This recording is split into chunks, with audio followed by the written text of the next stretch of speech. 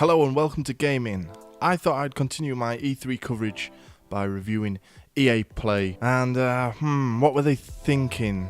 Generally, I have to say, not enough gameplay shown, and a little bit too much apologising for Battlefront 2 it seemed. They seemed really desperate to make it up to gamers by telling us, rather than just showing us games, which I think would have been a much better approach for EA. Anyway, they started off with kind of like a 3D animation of Anthem, with things flying out of the screen and around the room, and it looked pretty cool, but I don't know how it would look for the people in the auditorium. The host, who I forget the name of, she was pretty good all night long, but she had a couple of awkward moments with the crowd, some awkward banter. Generally she did a pretty good job though.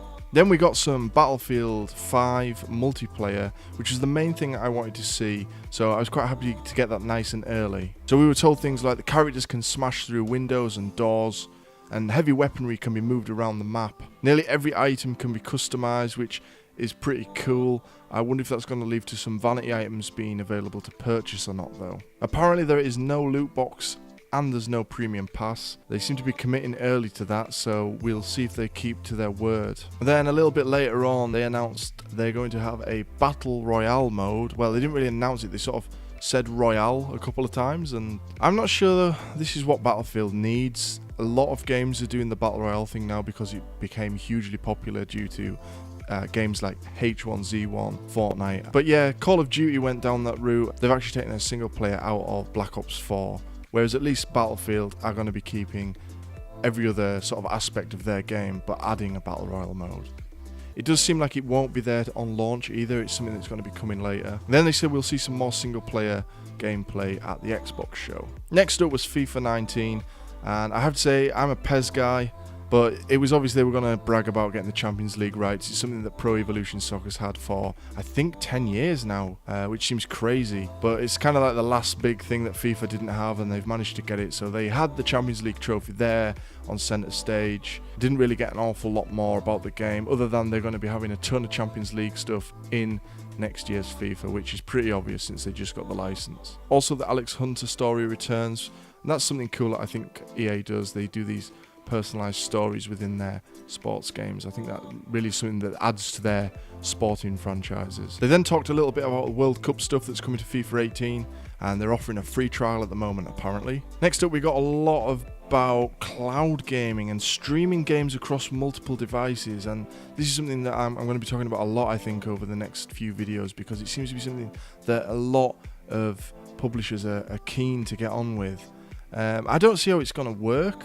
Basically, cloud gaming, they're looking to get you full games on your phones and on your tablets. So I could see that on a tablet, maybe on a slightly larger screen, but who wants to play like full-on console games on a tiny mobile screen? That's going to destroy your battery. Batteries don't last long enough as it is, so with something like that, yeah, it's just going to absolutely kill your phone. Then we got more about Origins Premier, which is like their new subscription service. It was all a little bit weird, this part. It was very much, it seemed to be appealing to investors and stuff like that, maybe. Sort of, it seemed more like a business model type presentation rather than something to show the gamers what's coming. But yeah, they said about Premiere, and all the games from EA will be on there first, and there's a backlog of their library. I think it was only about 100 games on that, and they were having to borrow things from like other developers as well, so I don't know how much that's going to be worth, and I don't know what price point it's at either. They did say that Madden will be coming back to PC, so anybody that likes Madden and wants to play it on a PC, you're going to be pretty happy with that. I think they said it's the first time in over a decade that that's happened.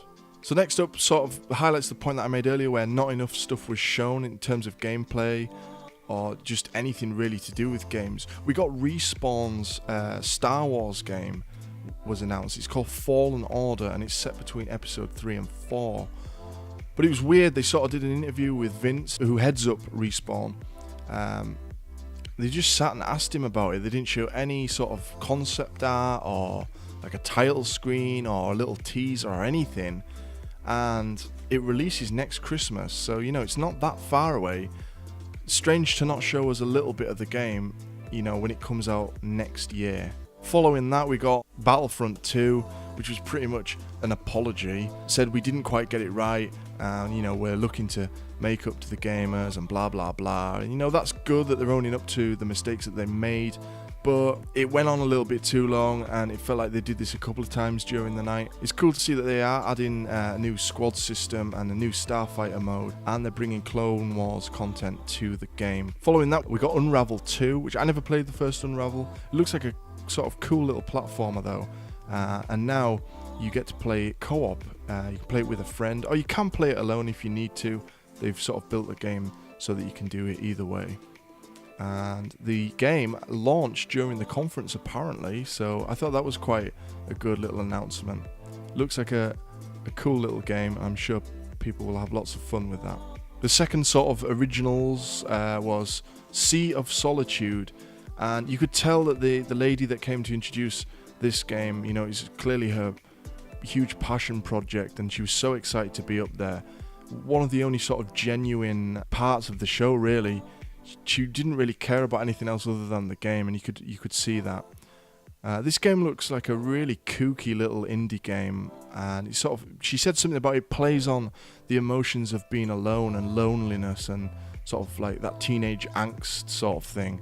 It doesn't really look like the sort of game that I personally would play, but it did look pretty cool. This was followed by a bunch of EA Sports stuff, NBA, which I'm not into basketball, so I'm sort of gonna skip over this a little bit, but something there for you guys that enjoy that series. And then they brought on the Madden Bowl winner.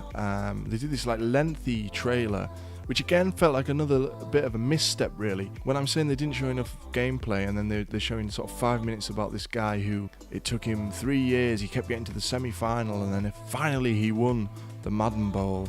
It was cool that he got to go up on stage with his championship belt, which, by the way, that's weird. Why did they give him a championship belt and not a trophy? He didn't win WWE. He won Madden. Give him a trophy. Weird.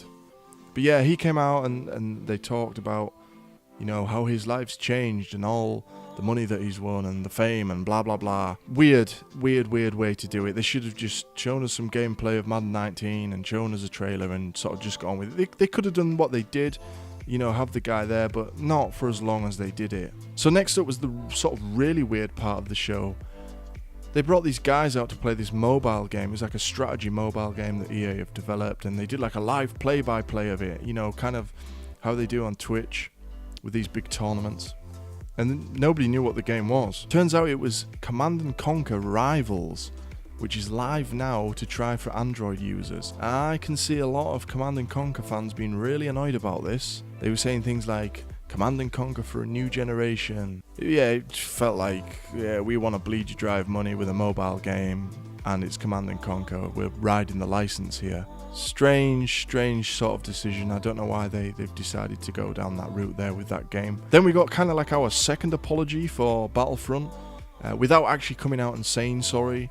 I can't remember the guy's name, the guy that was hosting the whole sort of thing. He sort of said, we don't want to exclude players from playing they want, and we want the player to have choice and not penalise the players for playing the way that they like to play. Felt like they were sort of half apologising for Battlefront 2 again there, kind of alluding to the fact that they tied progression to loot boxes in that game. And then after that, like immediately following this sort of second apology, they tacked on about their charity work that they do, and it kind of felt a little weird for them to do that. They were saying about player choice and whatever. Maybe I'm reading too much into it, but I thought that was kind of a strange decision. So finally we got to the end of the show, and I have to say it was a little bit of a snooze fest, this one. But we got to the big reveal, Anthem. It's something that's been hyped up. And I have to say, it couldn't really look any more like Destiny if it tried. Obviously, it's a similar game to Destiny, being a shared experience kind of game. I like Destiny to an extent. It certainly has its flaws, and it felt like a missed opportunity. And even with the second game, it felt like a slight missed opportunity. So maybe Anthem can sort of get it right from the beginning. They did a little bit about the world and what it's all about. Gods left the world unfinished, but they left the tools behind. Yeah, it's about sort of you guys that are left. I think you were called Rangers or something like that. I can't remember exactly. But there's different suits for different situations, and these make up the classes. But you're not tied to just one. You don't pick one at the start of the game. You can change. Or that's the impression I picked up, at least. I thought that was quite a good idea, really, because if you want to play different styles, you know, you've got that opportunity now. So it looked like there was a lot of like jetpack riding and stuff like that, and you can vertically go up and shoot down on enemies and move sort of all around the area that you're fighting in. And there was even underwater segments, I believe. I thought that looked quite cool. It was a sort of extra addition to these sorts of games, giving you a little bit more of an adaptive play style. You can take on areas how you think would be best. Apparently there will be some vanity items available to purchase, but no loot boxes. I'm sure I heard them say no loot boxes. So have EA finally listened after the backlash from Battlefront 2? It seems like they have, because they mentioned it a couple of times during the night. And the vanity items, you know, we don't mind that so much as gamers, because if you want to spend money on customizing your character, then that's fine. It's when loot boxes become tied to progression that it really starts to piss us off. So we got quite a bit of gameplay footage, took us through kind of a level, and I have to say that the Frostbite engine, you know, it's obviously been used for, I think, nearly all EA games. It looks unbelievable still.